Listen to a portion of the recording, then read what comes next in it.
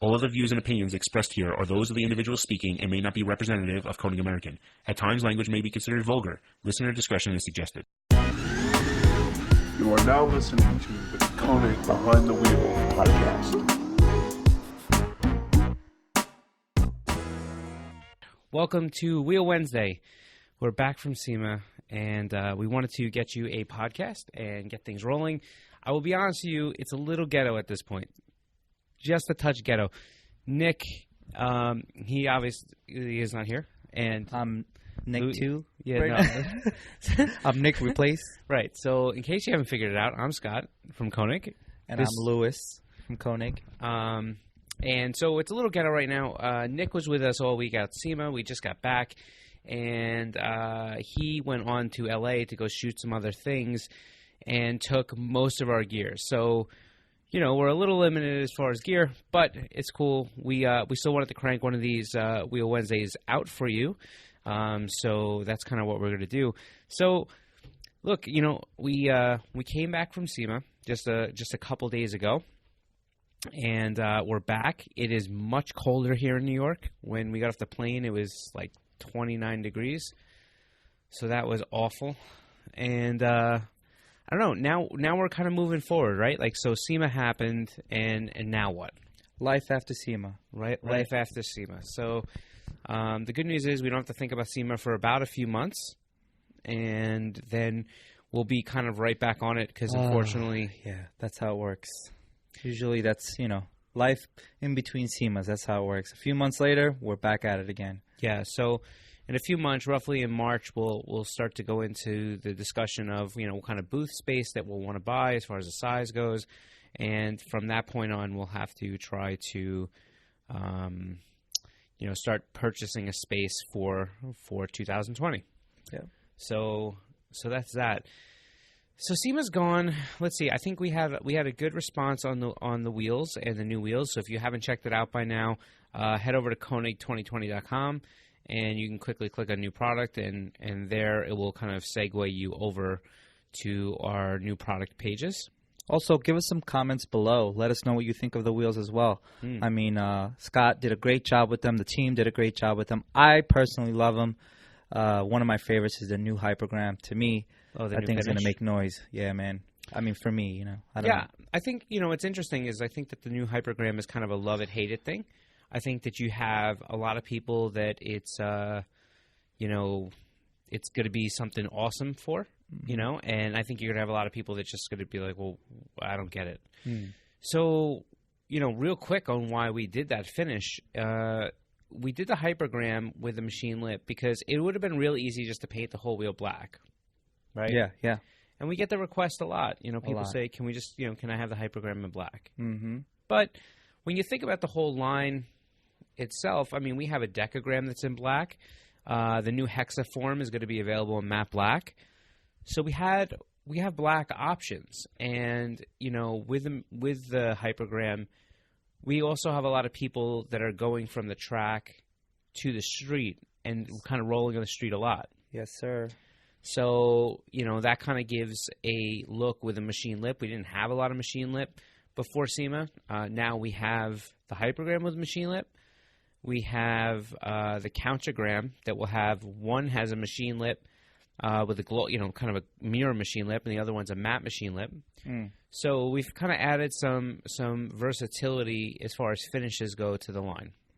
So, like it, don't like it, disagree with it, or not. That's the path we chose. Like I said, I mean, I'm not here to boost the company because I work here, but as a fan of KONIG, I think you guys did, even, you know, including myself. Yeah. We did a great job with this year. I mean, these wheels for me are the best line yet, but every year is like that. So I'm excited to see how the crowd reacts once they're released. Yeah. So, I mean, you know, Luis made a good point. If you have some thoughts on the new wheels, you know, you probably already put the comments on Instagram or wherever we've been putting new wheel content, but, you know, go ahead and throw them below. And we have some, you know, we have content that we have planned for you. So in probably, I would say within a month or so, we're going to have a wheel video available for each wheel. We'll go into detail. We did that last year on our channel with the freeform and the lockout and the tandem. Yes. And we brought to you, these new wheels and kind of went really in depth on all the features of the wheel. And we plan to do something similar this year.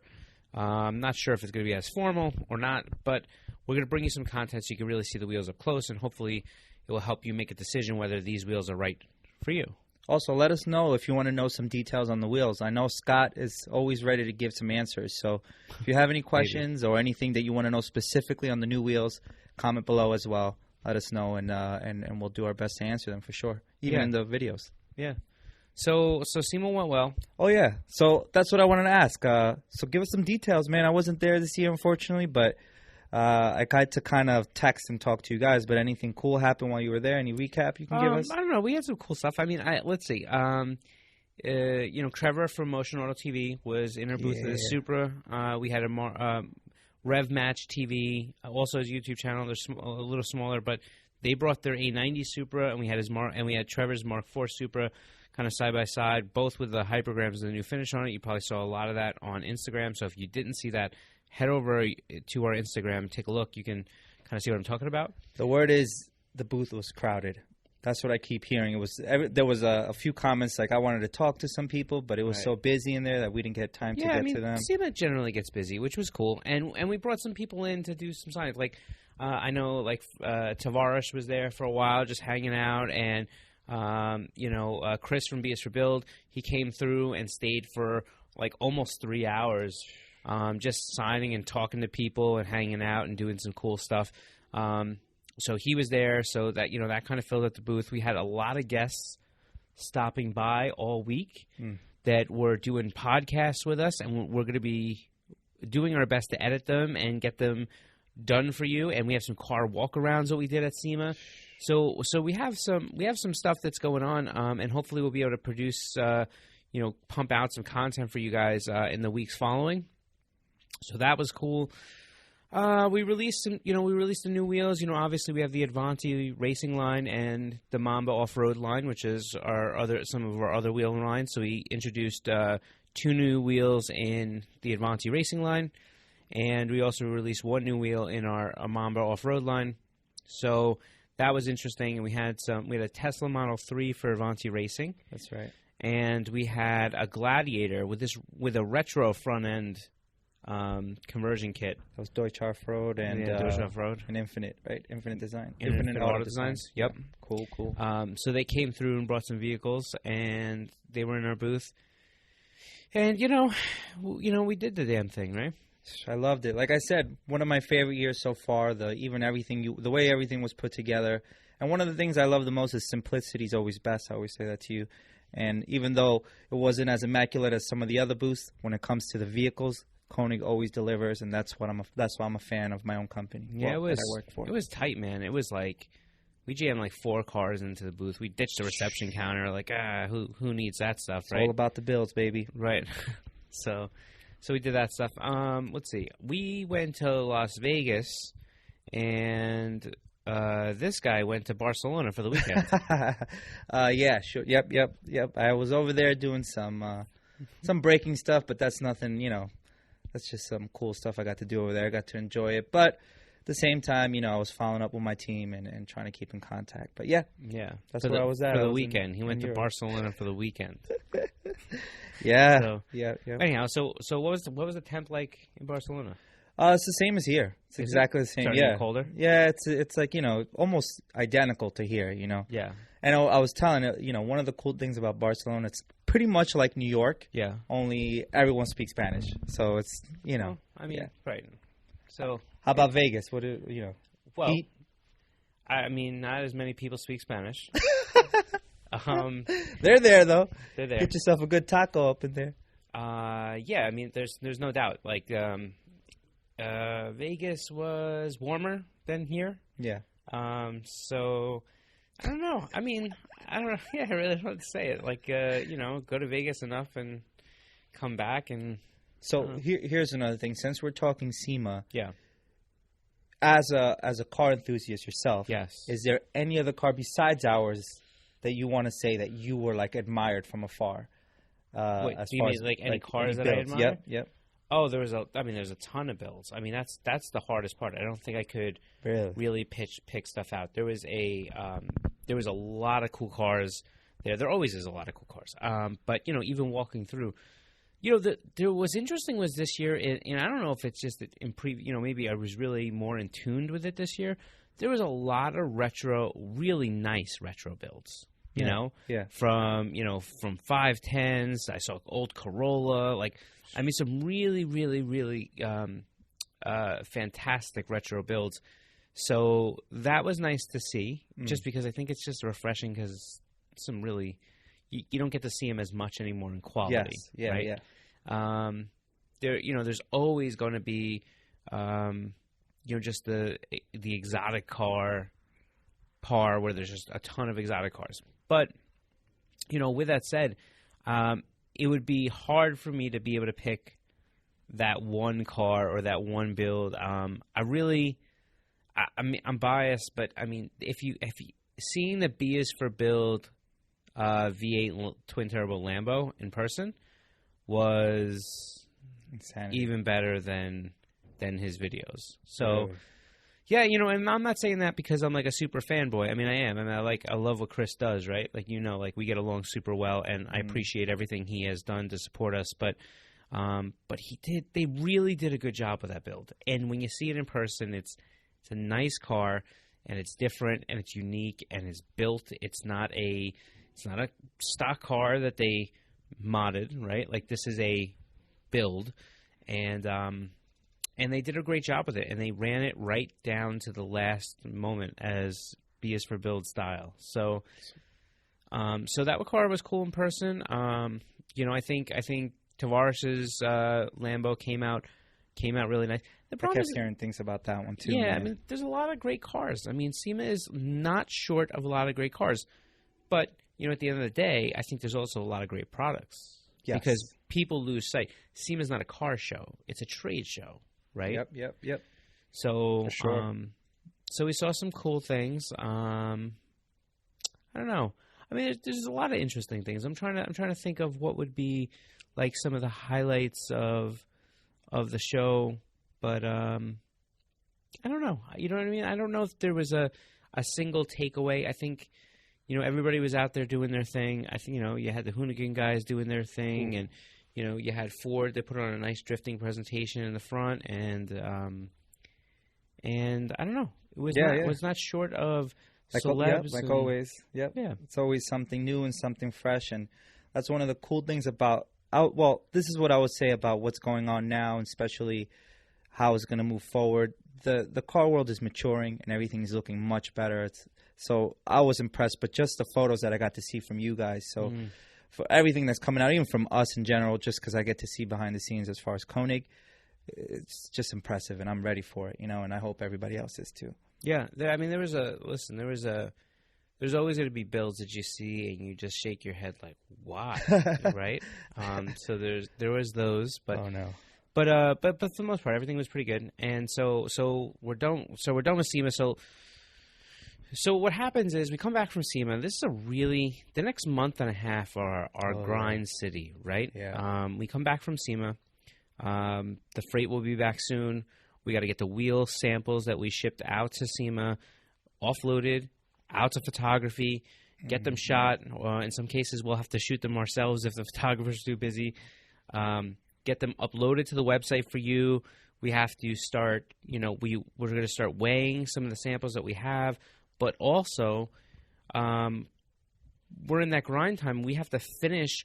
Remember that, we kind of got a lot of this stuff done. We're finishing up molds. We're kind of finalizing a lot of the stuff that's going to production. So, there's some sizing and stuff like that we're fine tuning, and we're trying to get that stuff all ready so that we can be prepared to have these wheels launched in the end of February, beginning of March window. That's what I was about to ask you, because everybody keeps already. When are they available? When are they available? I'm like, yep. Yeah, so the exclusion to this whole thing is that the Hypergram and the new finish will actually be available sooner because we're not developing any molds.